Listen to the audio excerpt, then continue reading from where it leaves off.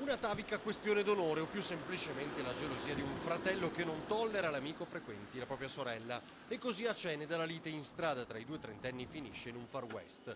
È accaduto la sera di giovedì scorso quando i due ragazzi si sono trovati in via Caldeprade a confrontarsi in una guerra di sguardi e insulti. Gira al largo da mia sorella, avrebbe detto il fratello, offeso al pretendente in amore, operaio è già noto alle forze dell'ordine per nulla convinto a desistere.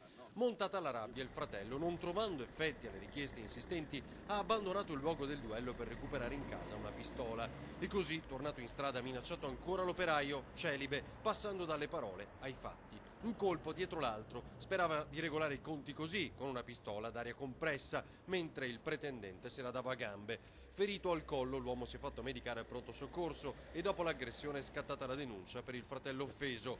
Vero è che in tutta questa vicenda non è nota l'opinione della donna, pretesa e contesa.